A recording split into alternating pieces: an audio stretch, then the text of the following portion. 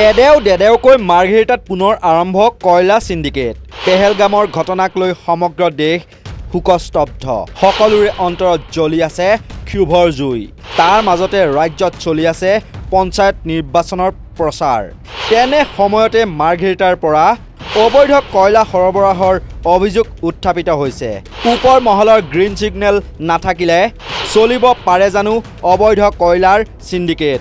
GST বা EDৰ চকুত পৰা যিসমূহ অনিয়ম সেইখিনি চকুত নপৰে অসম আৰক্ষীৰ। অসম আৰক্ষীৰ নাকৰ তলতেই চলি আছে অবৈধ কয়লাৰ সিন্ডিকেট। কয়লাৰ অবৈধ সৰবৰাহ বা সিন্ডিকেট ৰাজৰ বাবেই 9 গৰাকীকৈ শ্ৰমিকে উমৰাংচুৰ কয়লাখনিত মৃত্যুক আঁকোৱালি লৈছিল। তাৰ পাছতেই এক্টিভ মুডত দেখা গৈছিল তদানীন্তন DGP GP সিঙক আৰু তেওঁ লিডুত চলি থকা যি অবৈধ ৰেড হোল মাইনিং বা কয়লাৰ অবৈধ সৰবৰাহ তাৰ বিৰুদ্ধে সক্ৰিয় হৈ উঠিছিল।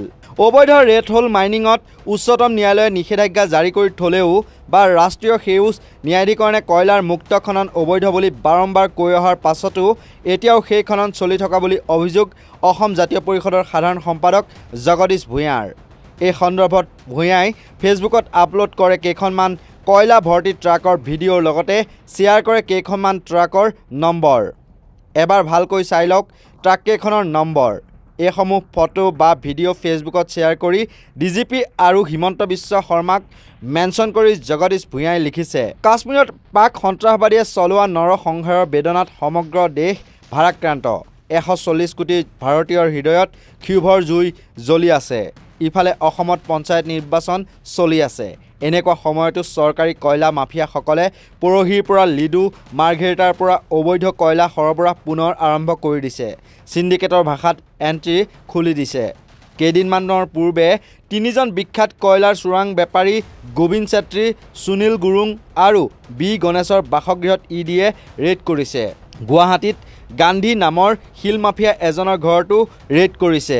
কিছুদিন পূৰ্বে গুৱাহাটীত GST বিভাগে সুনীল বানচাল, শুভম জৈন আৰু প্ৰিন্স জৈন নামৰ 3জন কয়লা মাফিয়াৰ প্ৰতিষ্ঠানত ৰেড কৰি বহু শ কোটি টকাৰ GST ফাঁকি দিয়াটো ধৰা পেলাইছে। GST বা EDৰ চকুত পৰা অনিয়মসমূহ অসম আৰক্ষীৰ চকুত কিয় ধৰা নপৰে? সঁচাকৈ এইসমূহ অভিযোগৰ তদন্ত হ'বনে নে কাৰোবাৰ আশীষপুষ্ট হোৱাৰ বাবে চলাব পাৰিছে সিন্ডিকেট ৰাজ? ওপৰৰ মহলৰ গ্ৰীণ সিগনেল অবিহনে এই সিন্ডিকেট কেনেকৈ চলিব পাৰে সেই প্ৰশ্নও নুঠা নহয়।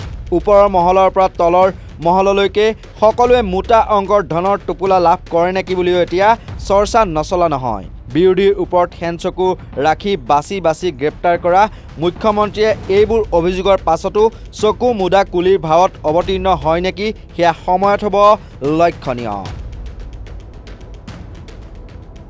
নিউজ ডেস্কৰ ৰিপৰ্ট, নৰ্থ ইষ্ট নাও।